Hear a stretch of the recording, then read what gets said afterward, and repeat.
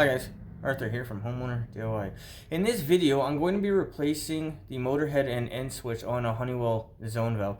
Now, the zone valve that I'm replacing, I have an exact replacement for, so this should be relatively straightforward as long as no other complications.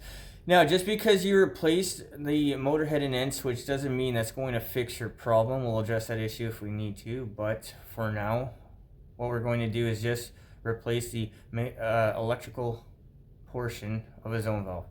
So what we'll do now is we'll look at our setup. Alright guys, so this is our system. So I'm going to change out a couple of these zone valves.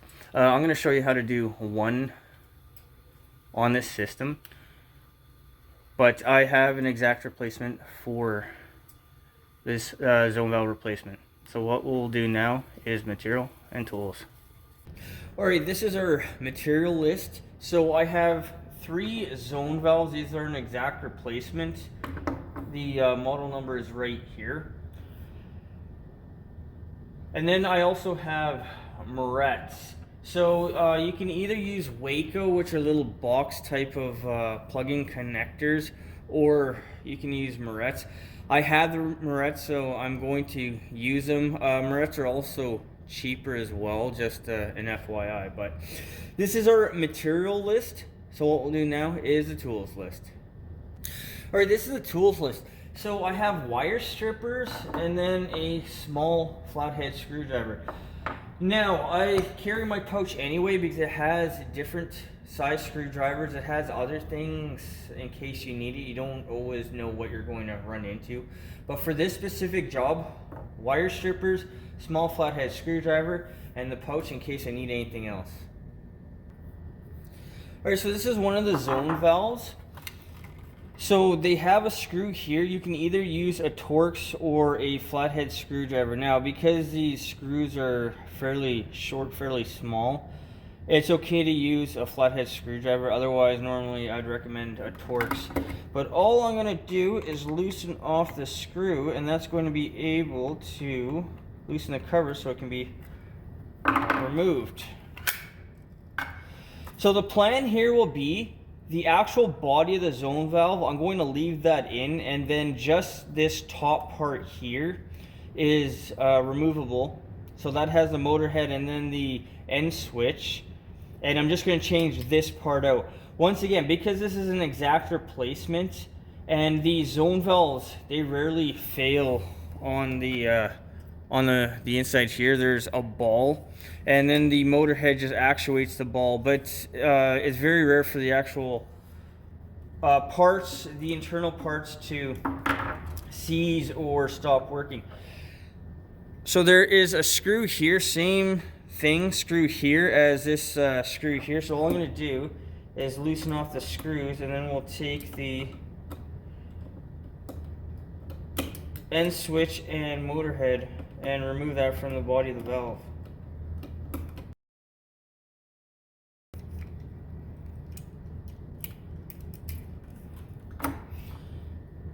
And there we are. This is the body that I'm going to throw off to the side. And this is our top. So you have the portion here where that will lock on to the valve, or sorry, the body of the zone valve here. But because this is an exact replacement, this is all I need to do to replace the existing electrical portion of the zone valve. So that is one done. I'm going to do the other 2. And then we're going to look at the boiler system. Alright, so to replace our zone valves, the first thing we need to do is shut the power off, and that is the switch over there. And now the boiler has been shut off. So guys, don't work on anything with the power on. Always shut it off. If there is no switch like it is there, then shut it off at the breaker. Alright, so it's going to be a rinse and repeat, as I've already done for the new zone valve. So we'll take the cover off. And then we have our screws here and here, so we'll take those out.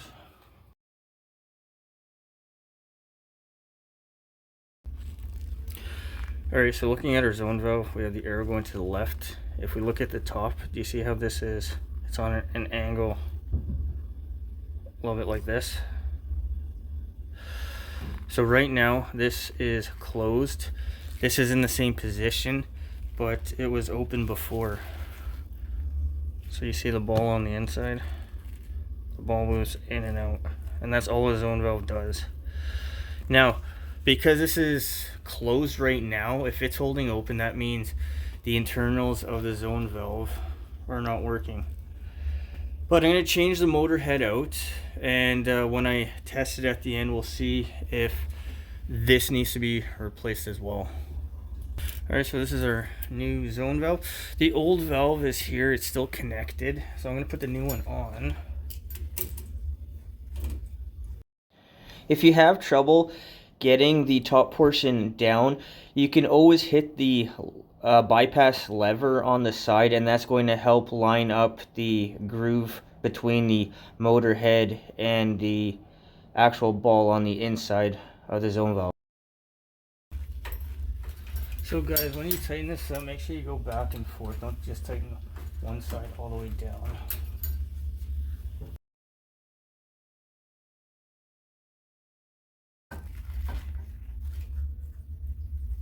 Give it a shake, make sure everything is good. And now we're going to look at disconnecting our old zone valve. Alright, so to make it easier, what I'm going to do is put a piece of tape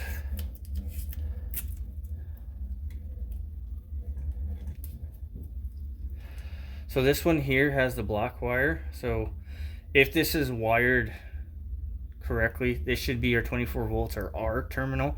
This is white, this should be the common.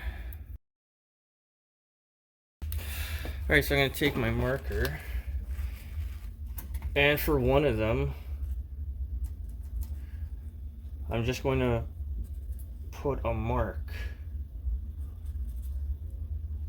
It doesn't have to be anything that represents anything. So the common for these have all been marked. And then the hot have no mark. And this is a very simple way to be able to differentiate what is what. If you are above this level, good for you. If you are not, this is the simplest way to make sure you know what goes to what. So what I'm going to do now is remove the morettes and then undo everything.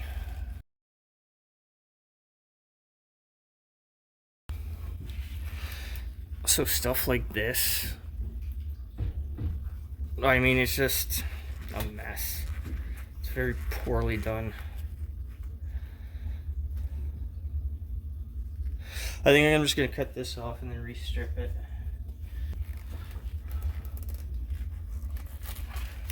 Once again, power is off, so there's nothing to worry about.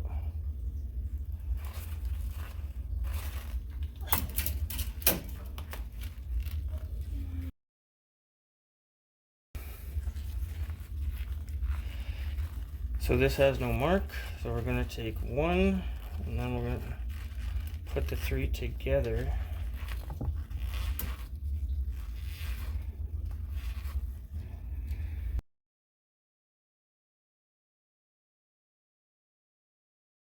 Okay, so that's one end of the zone valve, so this is the old one.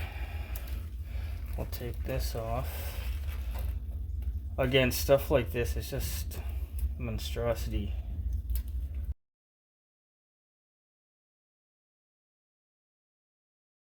This wire is in such bad shape, it just broke off.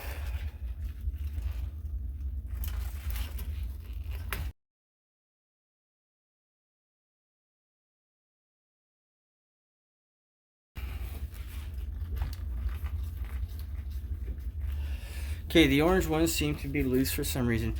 Anyway, so that's the end switch for the first zone valve.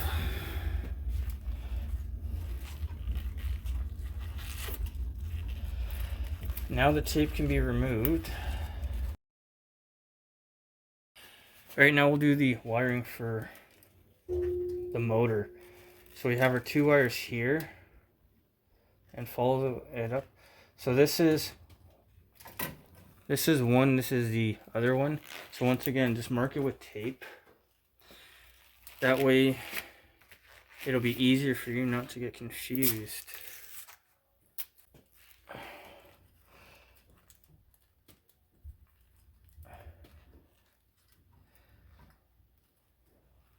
So this one here, I believe, is power because it has red sheathing. But once again, take it with a grain of salt because you don't know what the person might have done.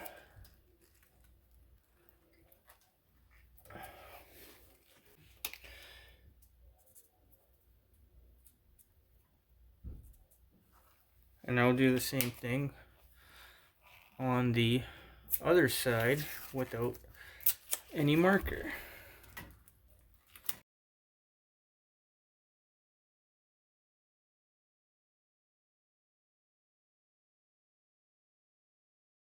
So the zone valve now should be removable.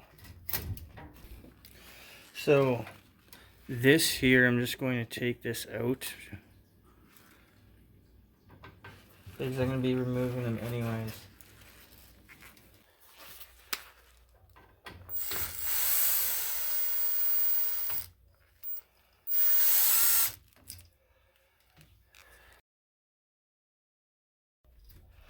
Okay, so we have our one, the other wires are already tied together.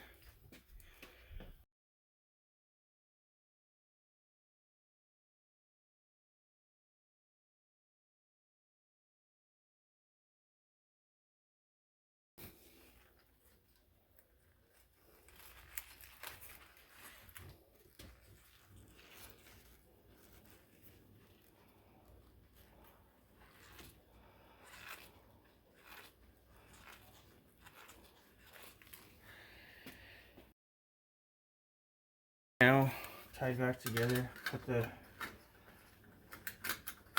cover back on, tighten up the screw,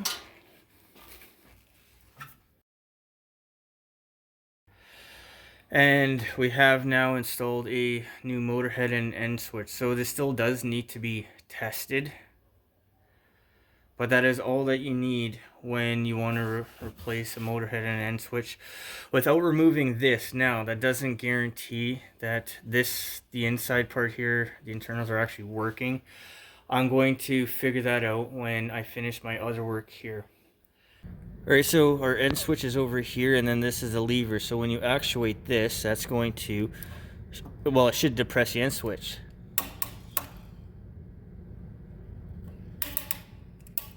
So you see the teeth are skipping, and you see how much short it is from depressing the end switch. So I believe this one was off the main floor, and that is why the main floor was never energizing. So now we're going to look at the other end switch and motor head. Alright, this is the other one. It's the exact same model, and you see how far this is already over. I move the arm, and it doesn't do anything, so something else is broken inside.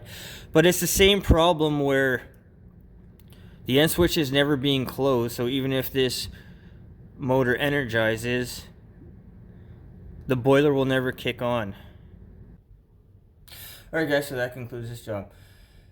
So this is relatively straightforward. It's simple. What I would suggest is for wires, just go wire by wire and then take it apart, mark it if you need to, and then put it all back together, assuming that it was wired correctly the first time.